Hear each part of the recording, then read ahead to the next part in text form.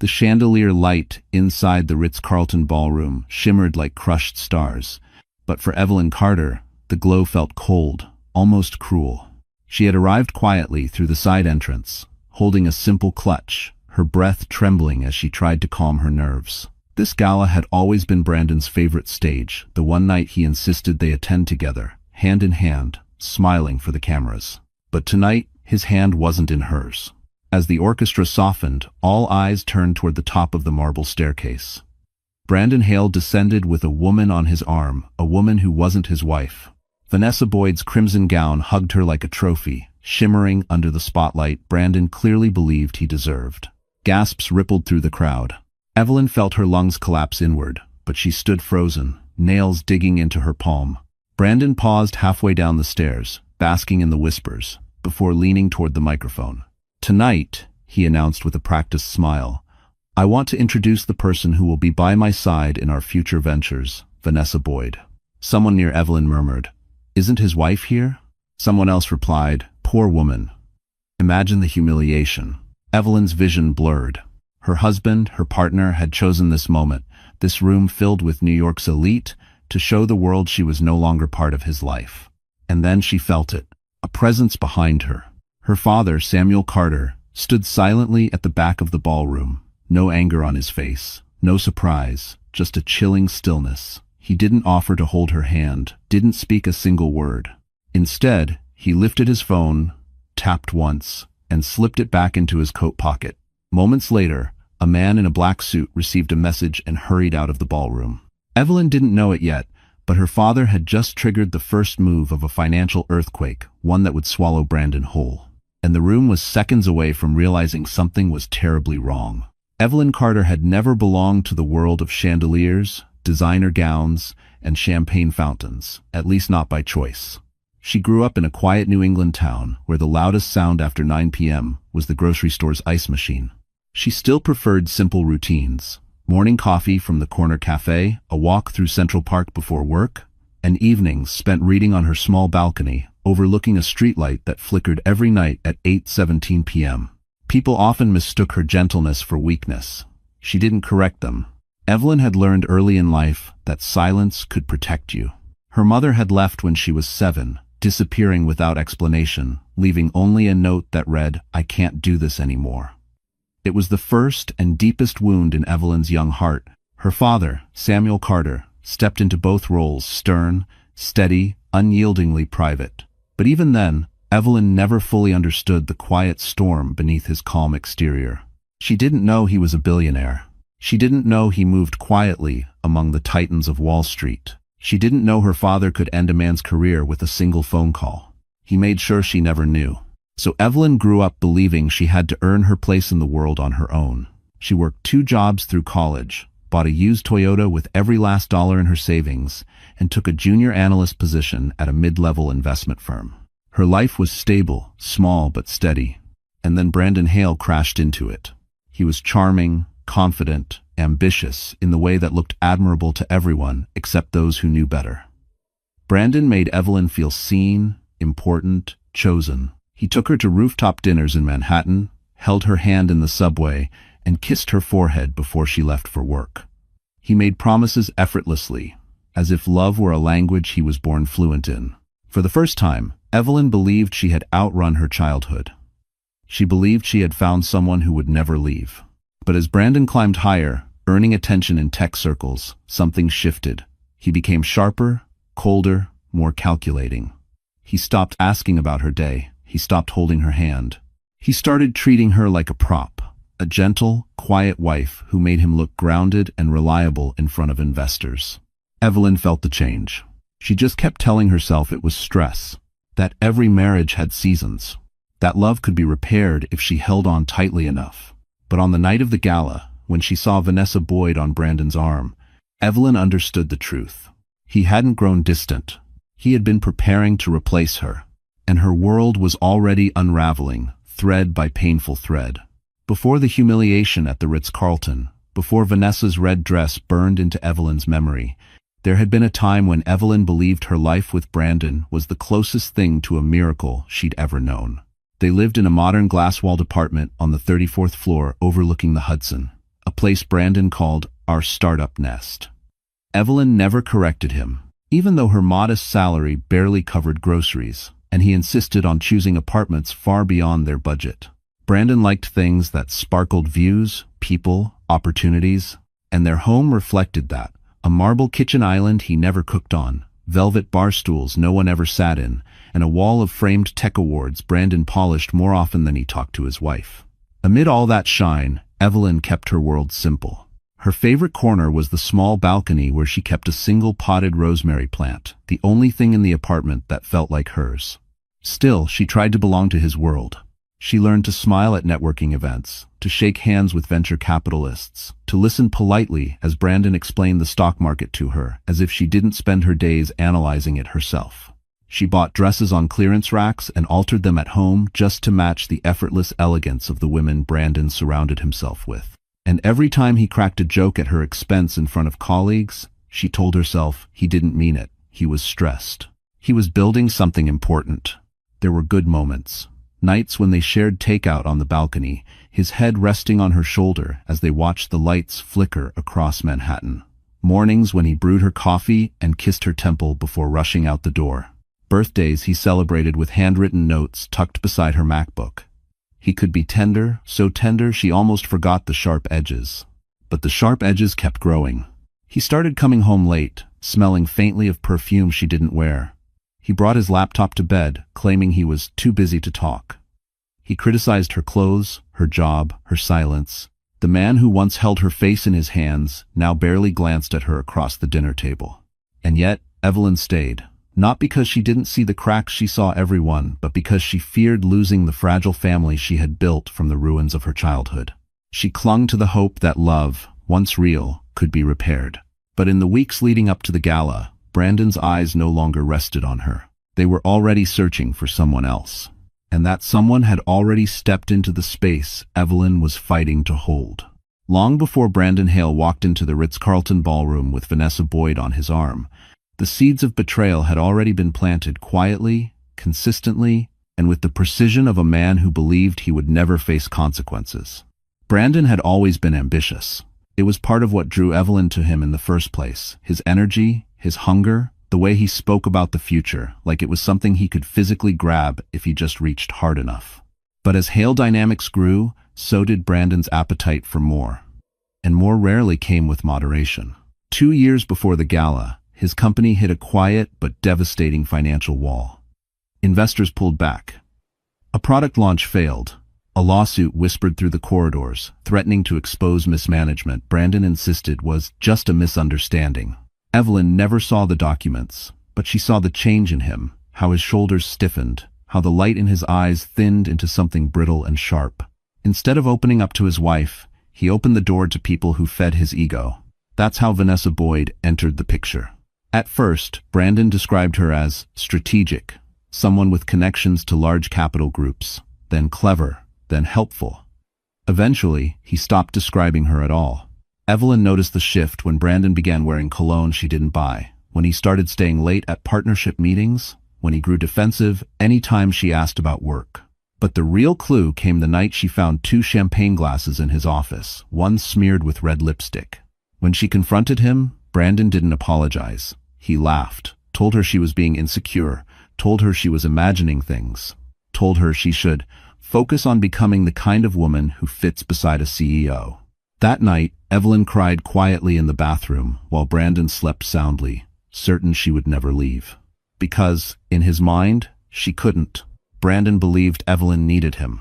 He believed she had no family, no power, no name of her own. He believed he could replace her without consequence. And when Vanessa hinted that her father might fund Hale Dynamics, but only if Brandon appeared unattached, the decision became easy for him.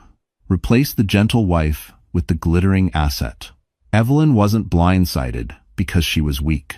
She was blindsided because she loved a man who assumed she had nothing worth losing. What Brandon didn't know, what would destroy him later, was that Evelyn's bloodline carried more power than his ambition could ever grasp. And the silent man at the back of the gala was about to prove it. The Ritz-Carlton ballroom wasn't just elegant that night, it was merciless. Every crystal chandelier, every polished marble surface reflected the same thing: Evelyn Carter's heartbreak unfolding in real time. Laughter mingled with the soft hum of violins as New York's elite floated from table to table, unaware that a scandal was seconds away from detonating. When Brandon Hale stepped onto the stage, the spotlight clung to him like an obedient servant. His tuxedo was perfectly tailored, his smile practiced, his arrogance unmistakable. But it was the woman beside him, Vanessa Boyd, who made the room gasp. Her crimson gown shimmered like a warning flare, her hand draped over Brandon's arm as if she already owned him. Evelyn stood several feet away, her view unobstructed, her heart unable to look away even when it hurt. Brandon cleared his throat, leaning toward the microphone. "Ladies and gentlemen," he announced smoothly, "tonight marks a new chapter. I'd like you to meet someone who will be a significant part of Hale Dynamics' future." He didn't look at Evelyn. He didn't even acknowledge her presence. Vanessa flashed a coy smile, lowering her gaze as if she were shy, but her fingers tightened around Brandon's sleeve, claiming him publicly. The whispers started instantly. "Isn't he married? That's not his wife. My God, is he announcing it here?" Evelyn's stomach twisted. She felt the heat rush to her face, humiliation spreading through her body like fever. She couldn't move, couldn't breathe, couldn't understand how the man who once kissed her forehead every morning could now discard her like a forgotten accessory. Then, through the roar in her ears, she heard Brandon say it calmly, confidently, cruelly. "Vanessa will be joining me in all upcoming ventures. It's time for a partnership that aligns with the company's future direction." A few people clapped. Most didn't. But Brandon basked in the attention anyway, mistaking shock for admiration. Vanessa leaned into the microphone, her voice soft but calculated. "I'm honored to stand beside Brandon. We believe in building something powerful together." Together. The words sliced through Evelyn. She staggered backward, gripping a nearby table to steady herself. Her eyes burned, but she refused to let tears fall, not here, not in front of people who lived for gossip. And then, she saw him. Her father. Samuel Carter stood in the shadow of a marble column, expression unreadable, hands clasped loosely behind him. He didn't rush to her, didn't comfort her, didn't speak. But the moment his gaze locked onto Brandon, something shifted in the air, something cold and decisive. Samuel reached into his coat, tapped a single message, and nodded once. Within minutes, men in black suits began leaving the ballroom. Evelyn didn't know it yet, but the man who humiliated her had just triggered his own downfall. The ride home after the gala felt longer than any road Evelyn Carter had ever traveled. The city lights blurred against the car window, streaks of gold and white bending like they were grieving with her. She pressed her forehead to the cold glass, breathing shallowly, trying to quiet the crushing ache in her chest. But humiliation has a way of echoing long after the applause fades. When she reached the apartment, the home she thought she shared, something shifted inside her. The door clicked open, and she stepped into silence. No lingering scent of Brandon's cologne. No half-finished coffee mug on the counter. No warmth. Just distance. Just emptiness. On the dining table lay a neatly folded envelope with her name written in Brandon's handwriting. She didn't want to open it, didn't want confirmation of what the world already saw. But her fingers moved anyway, trembling as she unfolded the single sheet of paper. "We need space. You should stay somewhere else for a while, Brandon." No apology. No explanation. Just a dismissal. Her knees buckled. She sank onto the floor, clutching the letter to her chest as her breath broke into sobs she couldn't control. The marble tiles felt colder than ever, leaching the warmth from her skin as tears blurred her vision.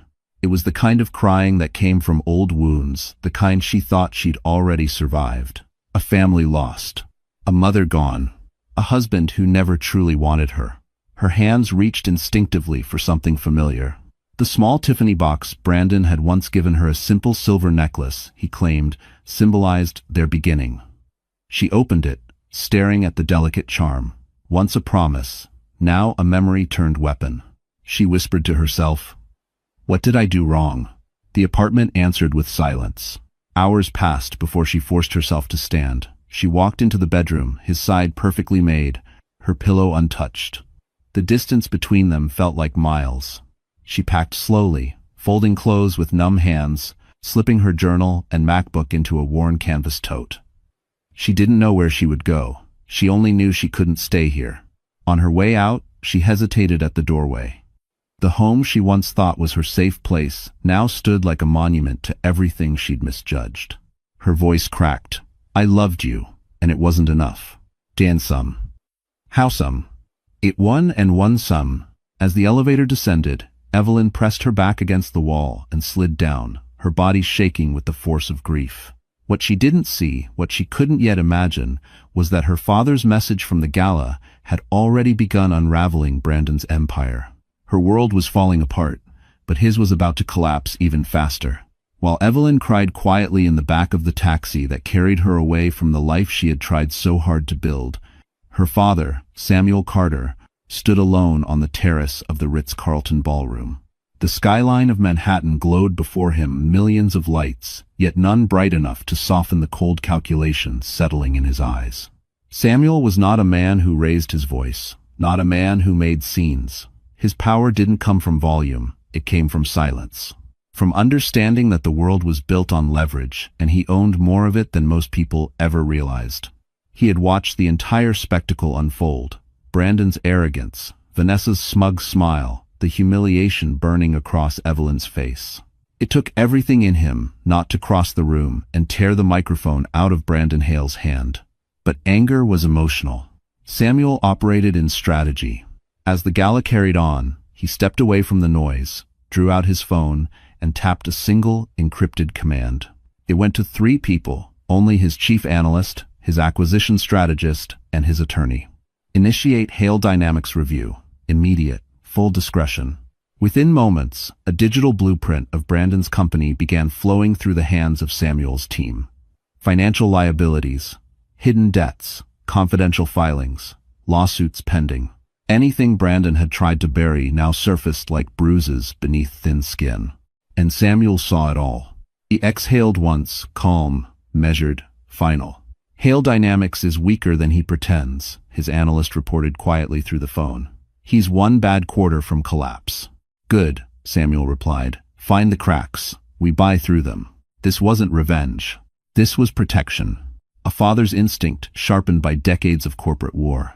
Meanwhile, Evelyn sat alone on a bus stop, bench miles away, clutching her tote bag, unaware that the man she thought had abandoned her emotionally was now orchestrating one of the fastest acquisitions Wall Street would ever whisper about. Back at the gala, Brandon and Vanessa laughed with a group of investors. Believing they had won, believing humiliating, Evelyn came without consequences. They didn't notice the shift. How several high-profile guests suddenly left early. How 2 venture capitalists stopped returning Brandon's eye contact. How whispers began circling about internal red flags and unexpected liabilities. Samuel walked past the couple without acknowledging them. He didn't need to. His silence was already dismantling Brandon's future. And somewhere between midnight and dawn, a new report arrived on Samuel's phone. Sir, we can take Hale Dynamics within 30 days. He typed the only response necessary. Make it 14. If you come now. Because while Evelyn felt she had lost everything, Samuel Carter was preparing to take everything from the man who broke her. While Evelyn curled up on her friend Harper's couch, trying to hold herself together, Brandon Hale and Vanessa Boyd were doing the exact opposite. They were celebrating inside a private suite at the street. Regis one Brandon had rented without hesitation, using the company card they toasted with champagne, far too expensive for a man whose business was quietly bleeding to death. Vanessa lounged across the velvet chaise, her crimson dress now replaced with a silk robe that matched her smug expression. To new beginnings, Brandon declared, raising his glass. Vanessa lifted hers lazily. To us, she added, though her eyes shimmered with something colder than affection calculation. Brandon didn't notice. He was too caught up in his fantasy. He'd humiliated Evelyn, impressed the investors, and secured the attention of a powerful family. In his mind, the night had been a triumph. A strategic masterstroke. Proof he was ascending into the elite circle. He always believed he deserved to rule. He leaned back, arms stretched confidently across the sofa. By next quarter, Hale Dynamics will get Boyd Enterprises backing. Your father loves decisive men. End quote. Vanessa's smile stiffened, barely detectable but enough to reveal a truth Brandon still hadn't realized. Her father didn't respect decisive men. He respected controllable men. And Brandon was not controllable, just delusional. Still, She played the part. She leaned in, traced a finger across his jaw, and whispered, "You did everything perfectly tonight." But internally, Vanessa wondered what Evelyn knew. Because women like Evelyn, quiet, soft, underestimated, often carried secrets no one saw coming. Brandon poured another drink. "You know, Vanessa," he said, "Evelyn will be fine. She's adaptable. She knows her place." Vanessa raised an eyebrow. "And what place is that?" "The past," he said simply. The arrogance in his voice hung heavy in the room. Vanessa studied him, seeing more clearly than ever just how reckless he truly was. Downstairs in the hotel lobby, two men in dark suits stepped inside Samuel Carter's analysts, arriving to collect information Brandon didn't know he had exposed. They requested financial statements, cash flow confirmations, and partnership details. The receptionist, trusting the authoritative tone, granted temporary access. The first cracks in Brandon's foundation were already forming, invisible to him, but glaringly obvious to those who understood the language of power. Meanwhile, Brandon lounged in luxury, blissfully unaware that every toast he made brought him closer to financial ruin. He leaned forward, kissing Vanessa as he murmured, "This is the beginning of everything." But Vanessa pulled back slightly, sensing a shift in the world around them, a tremor she couldn't yet name. Because at that very moment, Samuel Carter had already bought the first piece of Hale Dynamics. Harper Quinn didn't bother knocking when she entered the small guest room where Evelyn sat curled on the edge of the bed. Harper never knocked, especially not when someone she cared about was falling apart. She flicked on the light, tossed her handbag on the dresser, and said in her sharp, unfiltered voice, "Stand up. You need to hear something." Evelyn blinked, puffy-eyed and exhausted. "Harper, please, not tonight." "Yes, tonight. Because your husband is an idiot, and his stupidity just handed you a weapon." Evelyn shook her head. "Harper, I don't want revenge. I just want this pain to stop." Harper crossed her arms. "This isn't revenge. This is self-defense, and possibly your ticket to a future where Brandon Hale can never humiliate you again."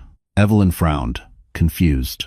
Harper reached into her bag and pulled out a slim folder worn, creased, and stamped with the signature of a law firm Evelyn recognized from years ago. "What is that?" she whispered. "Your prenuptial agreement." Evelyn's breath caught. "But," Brandon said, "we didn't have one." "Oh," he lied, Harper said casually, flipping open the folder. "Or he forgot, or he thought you'd never find it. But sweetheart, not only do you have a prenup, you have the most important clause he never should have signed." Harper tapped the page with a perfectly manicured nail. Evelyn leaned forward, scanning the highlighted paragraph. She froze. The room seemed to tilt. The words blurred, then sharpened again. In the event of misconduct, adultery, or public moral breach, all shared assets and all property acquired during the marriage transfer to Evelyn Carter. Evelyn's pulse hammered. This can't be real." "It's very real," Harper said. "And it means that penthouse? Yours. His luxury car? Yours. Those investments he bragged about? Also yours." Evelyn shook her head in disbelief. "But why would he sign something like this?" Harper smirked. "Because when Brandon met you, he thought you had nothing. He figured protecting assets from a modest girl was easy. He never imagined you'd be the one protecting yourself from him. Doesn't it?" G's forend and one. Evelyn stared at the document, her lifeline, her shield, her unexpected power. Her voice trembled. "Harper, I don't want to destroy him." Harper softened, placing a steady hand on her friend's shoulder. "You're not destroying him. He destroyed himself. You're just making sure he doesn't take you down with him." For the first time since the gala, Evelyn sat up straighter. The prenup glowed under the lamplight like evidence in a courtroom drama. She had been shaken. She had been humiliated. She had been pushed aside. But now she had leverage. And leverage changes everything. At dawn, while Evelyn slept restlessly on Harper's couch, Samuel Carter was already seated in his Park Avenue office, an entire floor of glass and steel overlooking Manhattan's morning haze. The world was waking up, but Samuel had been awake long before sunrise. Men like him didn't sleep much. They calculated. A fresh stack of reports lay open in front of him, documents his analysts had gathered after the gala. Hale Dynamics numbers were worse than projected. Brandon wasn't just reckless. He was hemorrhaging money while pretending to be the next tech visionary. Samuel leaned back in his leather chair and whispered to himself, "Arrogant boy." Across the table, his acquisition strategist Mark Livingston adjusted his glasses nervously. "Sir, with all due respect, Hale Dynamics is a sinking ship. Are you sure you want to move forward?" Samuel's voice was calm, almost gentle. "I don't rescue the ship, Mark. I claim it." Mark nodded, swallowing hard. Samuel didn't issue threats. He issued decisions. And those decisions became reality. Samuel opened the next folder, a map of the company's debt structure. Most of it belonged to smaller investors who were desperate to sell, perfect targets. "We'll buy them out quietly," he said. "No announcements, no ripples. I want Brandon Hale to wake up one day and realize he doesn't own what he thinks he owns." Mark scribbled notes quickly. "Understood." "And the board?" Samuel tapped a pen against the paper. "Half of them are sitting on margin loans. Buy those, too. Anyone who doubts Brandon should be invited to step aside." There was no emotion in his words. Samuel didn't need revenge. He wanted protection for Evelyn, and for any version of her that ever believed she wasn't worthy.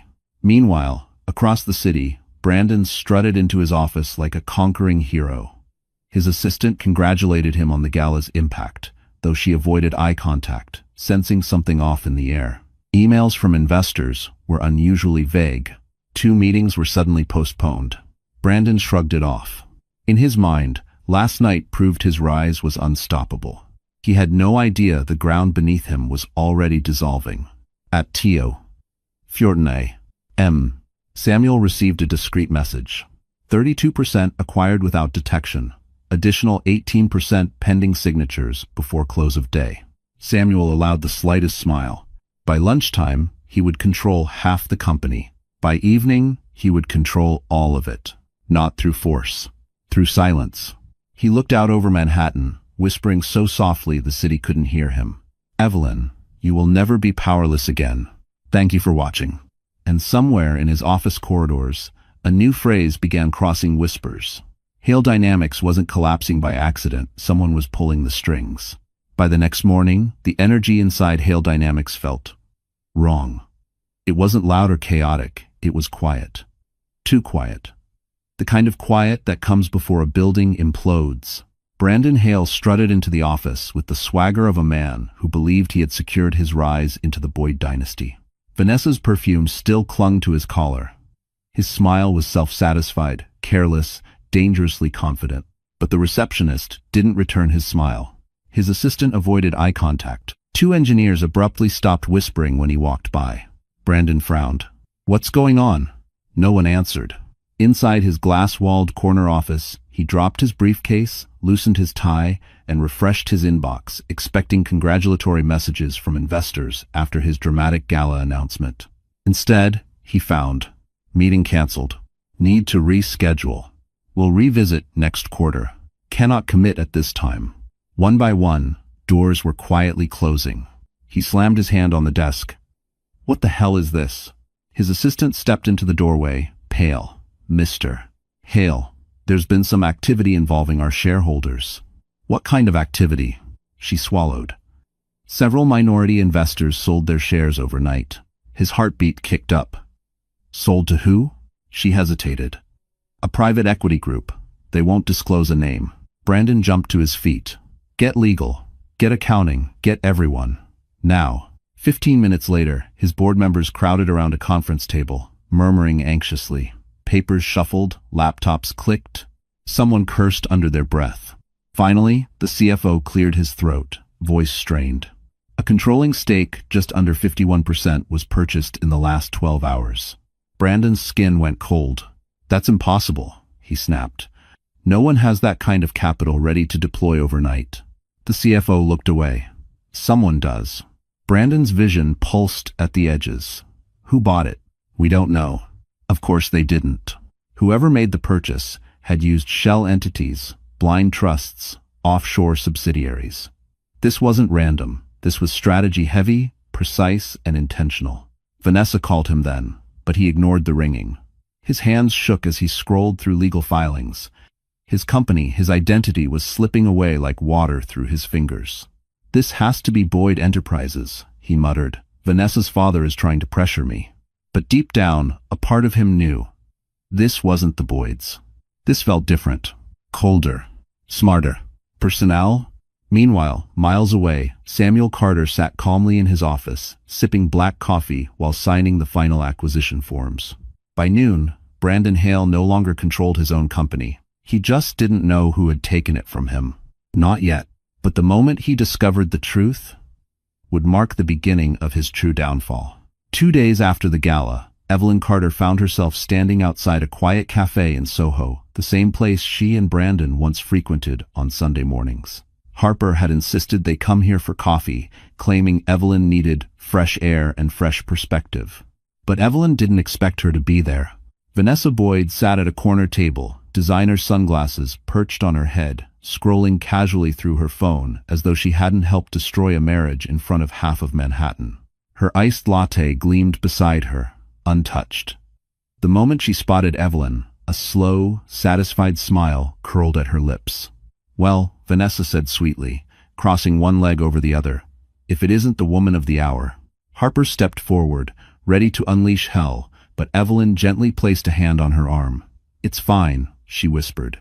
"Let me handle this." Vanessa leaned back. "I'm surprised you're out in public. I figured you'd be hiding somewhere." Her voice dripped with false sympathy. Humiliation can be so exhausting. Evelyn didn't react. Silence was her armor. Vanessa continued, swirling her straw. "Brandon told me you were sensitive, but I didn't realize just how fragile you were." "Poor thing," Harper scoffed, but Evelyn stood steady, her breath controlled. The prenup, Samuel's takeover, Brandon's unraveling, Vanessa knew none of it, and that ignorance gave Evelyn power she'd never recognized before. Finally, Evelyn spoke. "You don't know anything about me." "Oh, honey," Vanessa laughed. "I know enough. Brandon chose me. That tells me everything." Evelyn met her gaze, unblinking. "Brandon didn't choose you. He chose the illusion of power you represented." Vanessa's smile faltered. Evelyn continued, her voice quiet but sharp. "You think humiliating me makes you valuable? That standing next to him elevates you? You're just a part of his strategy, one he didn't plan very well." Vanessa's brows tightened. "What's that supposed to mean?" Harper smirked. "Exactly what it sounds like." For the first time, Vanessa looked unsettled. She tapped her nails on the table. "Brandon said you'd break. He said you didn't have the spine to fight back." Evelyn inhaled slowly. "He underestimated me, and he underestimated the consequences of his own actions." End quote. Something flickered in Vanessa's eyes, fear, confusion, or perhaps the first hint of realization that Brandon Hale's world wasn't as stable as she believed. Evelyn straightened. "Enjoy your coffee, Vanessa. Things are about to change." As Evelyn walked away with Harper, Vanessa called out, her voice sharp and trembling. "What's that supposed to mean?" Evelyn didn't look back, because soon Vanessa would understand, and Brandon Hale's empire would begin collapsing right under her perfectly manicured hands. By the 4th day after the gala, Manhattan's financial district buzzed with the kind of electricity that only arrives when a secret finally cracks open. Phones rang nonstop. Analysts whispered in hallways. Assistants exchanged confused looks as emails poured in from every direction. Evelyn Carter woke to Harper, shaking her shoulder. "Ev, you need to sit up. Right now." "Thank you."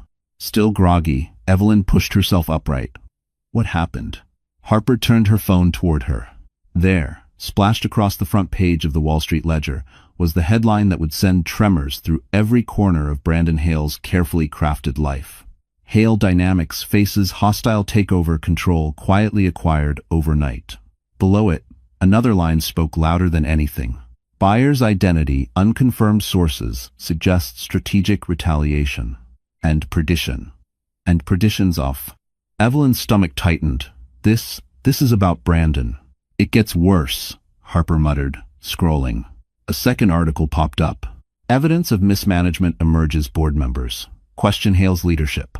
Evelyn covered her mouth. "Oh, God." But Harper wasn't finished. "Sweetheart, it gets so much worse for him." The next notification revealed a leaked internal memo showing Brandon had hidden substantial debt from his investors, an offense that could trigger legal consequences. Evelyn felt a wave of disbelief wash through her. She had known Brandon was struggling, but not like this. Not to the point where his entire empire could collapse with one push. Across the city, Brandon stormed into Hale Dynamics' boardroom, throwing a stack of newspapers onto the table. "Who leaked this?" he shouted. No one answered. His CFO looked pale. "Brandon, the auditors showed up this morning. They said they were sent by the new controlling entity." Brandon's jaw clenched. "There is no new controlling entity." "Brandon," the CFO whispered, "someone owns your company." At that exact moment, Vanessa burst into the room, waving her phone hysterically. "My father saw the headline," she shrieked. "He wants a meeting, now." He said, "You misrepresented your financial stability." Brandon snapped, "I didn't misrepresent anything. But he stopped, because deep down, he knew he had. Meanwhile, Evelyn stood by Harper's apartment window, heart heavy with disbelief. She didn't celebrate, didn't smirk, didn't feel joy in watching Brandon's unraveling. She only felt a quiet, aching sadness for the life she once believed in. Then Harper placed a gentle hand on her back. "Ev, this isn't random. Someone is protecting you." Evelyn turned toward her. "Who?" Harper hesitated, her voice soft but certain. "Someone who has more power than Brandon ever imagined. He's Maber." Across the city, Samuel Carter folded the morning newspaper and whispered, "He's only just beginning to feel the consequences." The morning after the takeover headline broke, Manhattan's power brokers were already whispering the same question over espresso shots and conference tables. Who had the strength and the motive to silently buy Hale Dynamics overnight? By noon, speculation turned into wildfire. At 12:43 p.m., a second wave of leaks hit the financial press. Not about Brandon this time, but about the buyer. Evelyn Carter sat across from Harper at a small midtown cafe when Harper's phone buzzed relentlessly. Her eyes widened as she stared at the screen. "Oh my God." Evelyn swallowed. "What now?" Harper turned the phone toward her. A new headline burned across the Financial Times app. Anonymous buyer linked to Carter Holdings, one of Wall Street's most feared silent funds. Evelyn blinked. "Carter Holdings? That can't be right." "My father." Harper grabbed her hands. "Evelyn, Carter Holdings belongs to your family. This isn't a coincidence." Evelyn's breath caught. She had always known her father was wealthy, but not this. Not a shadow empire powerful enough to topple a company in one night. Across town, in the Hale Dynamics boardroom, chaos erupted. Vanessa slammed the article onto the table. "Carter Holdings? Are you kidding me? Your wife's family owns Carter Holdings?" End quote. Brandon felt the blood drain from his face. No, that's impossible. Evelyn isn't. She's not. She never said." The CFO coughed quietly. It appears she didn't need to say anything. Then came the death blow. A second alert pinged on every phone in the room. Sources confirm. Carter Holdings' acquisition was purposeful, a targeted move following CEO's public misconduct. Vanessa's jaw dropped. "This is retaliation." Brandon's voice cracked. "By who?" Evelyn? She couldn't. But slowly, painfully, he began piecing it together. Evelyn's father at the gala, his emotionless stare, his phone in hand. The silence. It hadn't been disapproval. It had been the beginning. Brandon staggered back, gripping the table. "Oh God, I picked the wrong woman to betray." Meanwhile, Evelyn stood on a windy Manhattan sidewalk, staring at the headline, her heart pounding with disbelief and something she hadn't felt in days. Strength. For the first time, she understood. Her father hadn't abandoned her. He had waited, watched, and then, without raising his voice, he erased the man who dared humiliate her. Harper squeezed Evelyn's hand. "Ev, your father didn't just defend you, he declared war." And somewhere inside Carter Holdings headquarters, Samuel Carter signed another document, the one that officially stripped Brandon Hale of every voting right he'd ever had. The world now knew who held the power, and the storm had only begun. Brandon Hale had faced investors, boards, competitors, and scandals before, but nothing compared to the dread flooding his chest as he stood inside the marble lobby of Carter Holdings' Park Avenue tower. He'd been summoned, though no one said by whom. The email had contained only 3 words. "Be here. Noon." Vanessa refused to come with him. She was too busy trying to salvage her family's reputation. So Brandon rode the elevator alone, watching his distorted reflection tremble in the chrome walls. The doors opened to silence. A single assistant motioned him forward without a word. At the end of a long hallway, a glass door slid open. Samuel Carter sat behind an obsidian desk, Manhattan's skyline glowing behind him. He didn't rise. He didn't extend his hand. He didn't blink. Brandon swallowed hard. "Mr. Carter, thank you for meeting me. I think there's been a misunderstanding. If you can't and the Wazer." Samuel studied him, not like a man observes another man, but like a lion examines a wounded animal. "A misunderstanding," Samuel repeated softly. "By all means, explain." Brandon forced a smile. "My company is going through a temporary shift. Rumors, exaggerated filings, someone is manipulating things from the outside." Samuel's gaze did not move. "Indeed," Brandon continued, desperation leaking through his tone. "I respect your daughter, sir. I care for her deeply.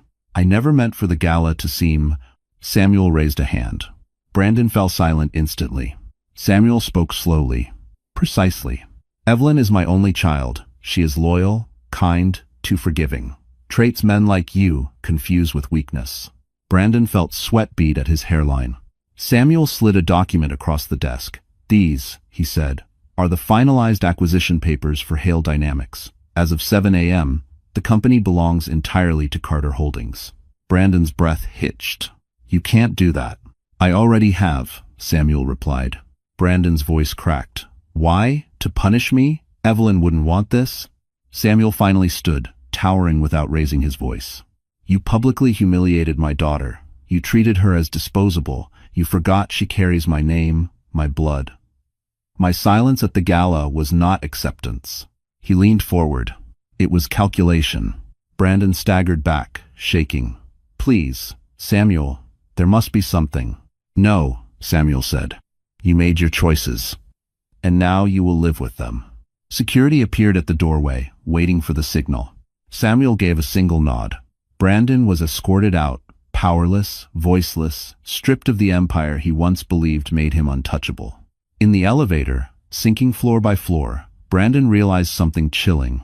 He hadn't just betrayed the wrong woman, he had challenged the wrong family. The days following the takeover moved like a quiet storm, destructive beneath the surface, yet strangely peaceful for Evelyn Carter. For the first time in years, she woke without the weight of Brandon's expectations pressing on her chest. There was still pain, but it no longer crushed her. It sharpened her. Harper insisted she take time for herself, but Evelyn needed something different: clarity. On Friday morning, she walked into a boutique in Tribeca, one she'd passed 100 times but never dared enter. The place wasn't loud or flashy. It was the kind of boutique where women with direction shopped, where women who knew their worth didn't ask for permission. The stylist approached gently. "What are you looking for?" Evelyn inhaled slowly. "A beginning." Dover seat. 2 hours later, she stepped out wearing a tailored ivory blazer, straight-leg trousers, and a soft silk blouse that caught the morning light. Her hair, once kept simple to please Brandon's preferences, now framed her face in soft waves. She looked older, not in age but in certainty, a woman who had walked through fire and found herself on the other side. Harper whistled when she saw her. "Ev, you look like you just fired a board of directors." Evelyn smiled softly. "I guess I kind of did." End quote. End quote. That evening, they attended the Whitmore Foundation charity event, the same level of prestige as the gala where everything had fallen apart. But tonight, the air felt different. Evelyn wasn't hiding in the crowd. She walked in through the main entrance, shoulders back, chin lifted, the city lights reflecting in her eyes like quiet armor. Whispers followed her. "Is that Evelyn Carter? She looks incredible. I heard her father took over Hale Dynamics." No wonder Brandon's panicking. "To date us." Evelyn didn't flinch. She let the whispers swirl and pass through them like smoke. At the bar, a familiar voice spoke behind her. "You look extraordinary." Evelyn turned to find Liam Archer, the discreet, soft-spoken CEO of Archer Capital, a man she had met briefly months ago during one of Brandon's corporate dinners. Back then, he'd been polite, reserved. Tonight, his gaze held something warmer. "You deserved better than what happened," Liam said. "Everyone saw that. They'd tell for." Evelyn didn't reply immediately. Instead, she studied him. His sincerity felt unsettling, not because it frightened her, but because she wasn't used to kindness without motive. "Thank you," she said softly. "I'm learning to move forward." Liam nodded. "If you ever need support, professional or otherwise, you have it." It wasn't flirtation. It was respect. And as the orchestra began playing, Evelyn realized she wasn't returning to her old life. She was stepping into a new one, and this time, on her own terms. 2 days after the charity event, Evelyn Carter found herself standing inside the lobby of Hale Dynamics, the company she once tiptoed around, always careful not to disrupt Brandon's fragile ego. Today, she walked through the revolving glass doors with a steadiness that made employees pause mid-step. She wasn't here as someone's wife. She wasn't here seeking closure. She was here as the new owner. Harper walked beside her, heels clicking sharply against the polished floor. "Ready?" she murmured. Evelyn exhaled slowly. "I think I finally am." The elevator opened onto the executive floor, where half a dozen board members were waiting anxiously. They straightened the moment they saw her. A few even looked relieved, as if stability had just stepped off the elevator.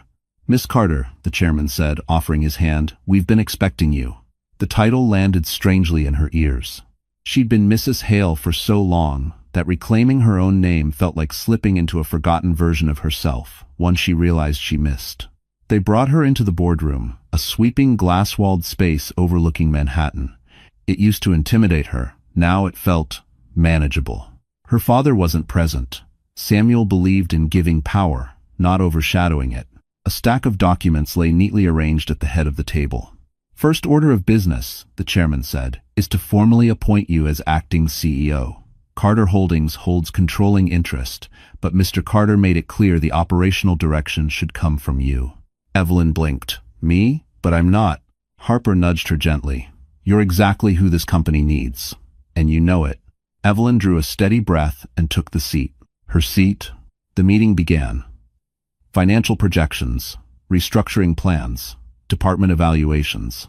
Evelyn listened carefully, asked sharp questions, and surprised even herself with how confidently she analyzed the problems Brandon had ignored for years. By the end of the hour, the board exchanged glances, impressed, reassured, aligned. "Miss Carter," the chairman said, "the company is yours to rebuild." Employees outside the room stole glances through the glass. Whispers began spreading through the office. "That's his wife?" "No, that's the new owner. She's nothing like Brandon. Why look Staver? She actually looks like she knows what she's doing." Evelyn stood, smoothing her blazer, feeling the full weight and empowerment of the moment. Before leaving, she walked into Brandon's former office. The space still smelled of his cologne, of power misused and trust betrayed. She opened the window blinds, letting sunlight flood in. "This place deserves better," she whispered. And for the first time, she believed she was capable of giving it exactly that.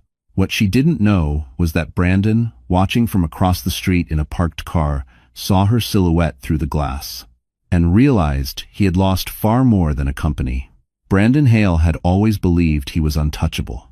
That confidence, the sharp, polished, blinding confidence, had carried him through most of his adult life without consequence. But confidence turns to desperation quickly when the walls begin to close in.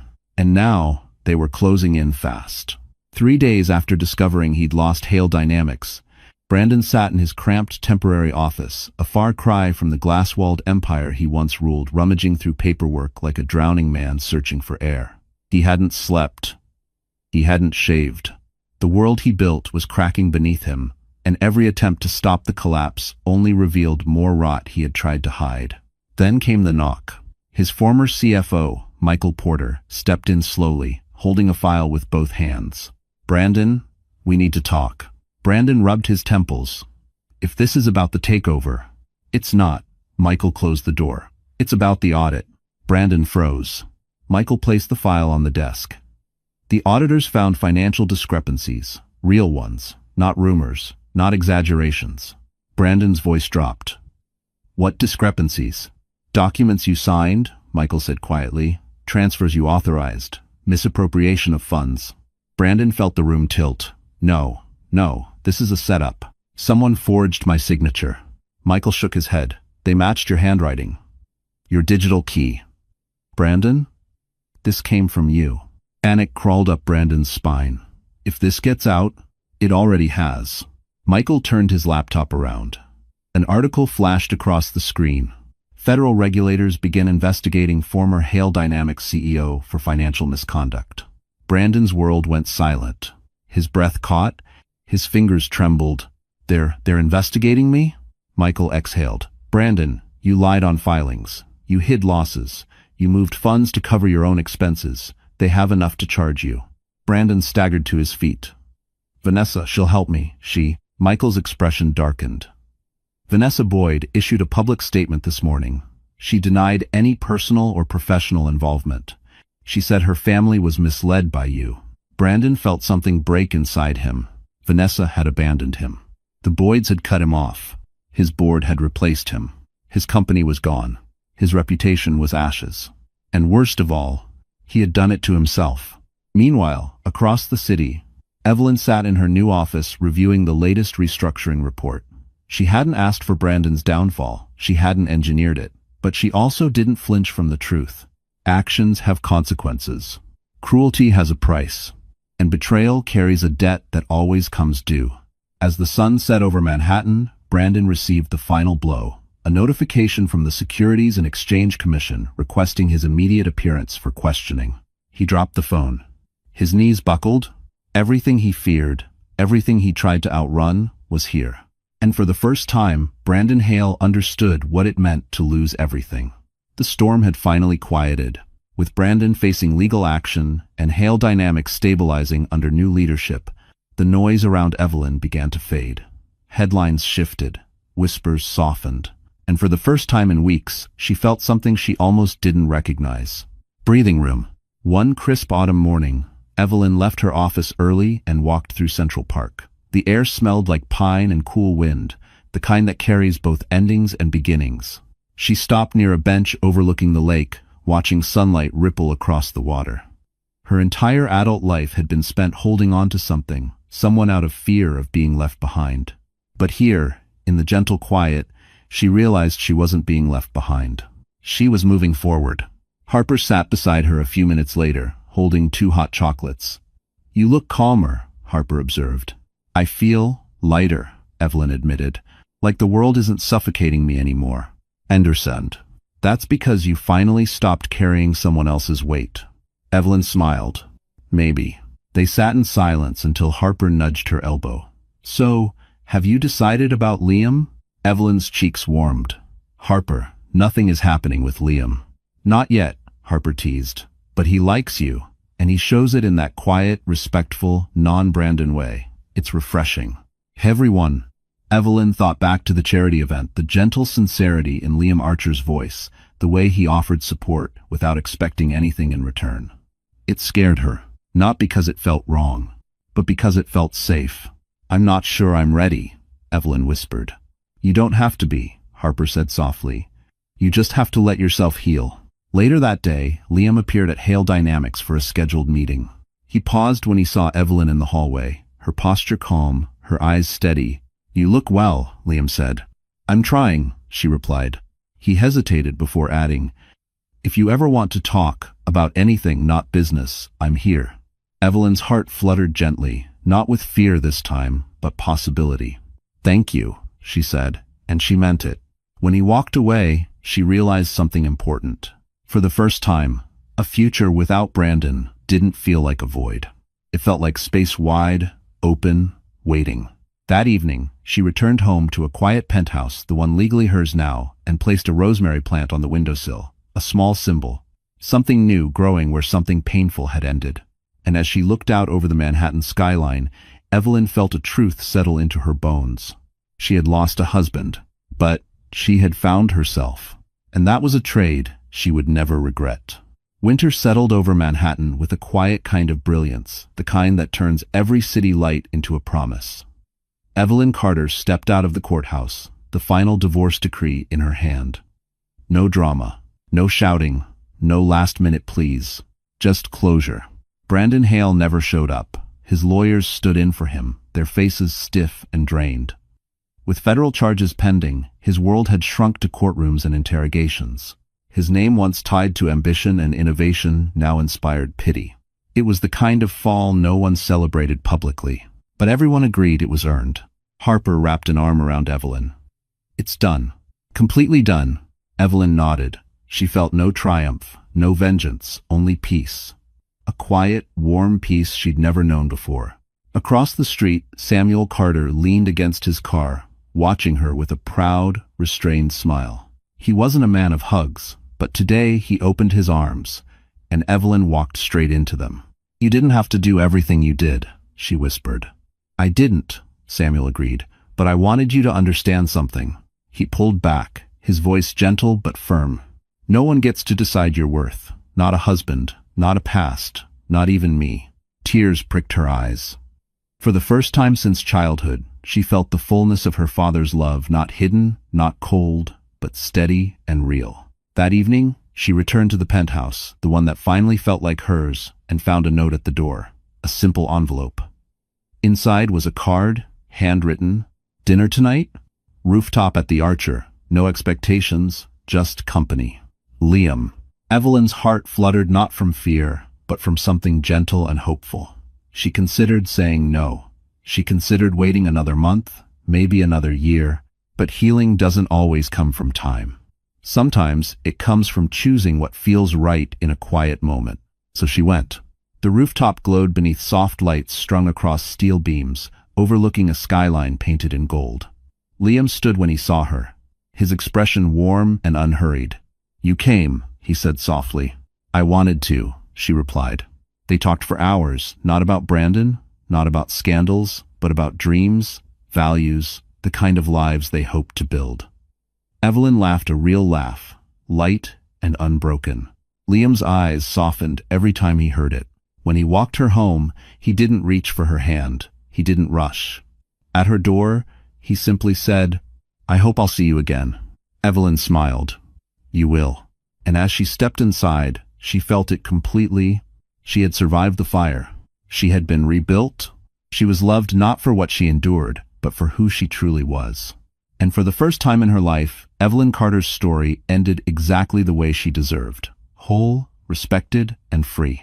All right, my wonderful friends. So here we are. The story has closed its final chapter. And if you're still here with me right now, it means something in Evelyn's journey touched your heart in a way that isn't easy to put into words. Maybe it reminded you of your own strength. Maybe it revealed a truth you've been trying to ignore. Or maybe it simply whispered, "You deserve better." Life has a way of breaking us open so we can finally see who we are. Like the Stoics said, the obstacle is the way. Marcus Aurelius reminds us, the soul becomes dyed with the color of its thoughts. When we choose dignity over chaos, self-respect over desperation, and healing over revenge, we change the color of our lives. And just like Evelyn, we learn that losing what harms us is not a loss at all, it's a release. Your worth isn't defined by who leaves, but by who you become afterward. If this story moved you, even a little, I'd love for you to like this video, share it with someone who might need it, and subscribe to the channel so we can continue walking through these stories together. Stories that remind us we're stronger, wiser, and more deserving than we often allow ourselves to believe. Thank you for staying until the end. It means more than you know. And remember, you are not broken, you are becoming.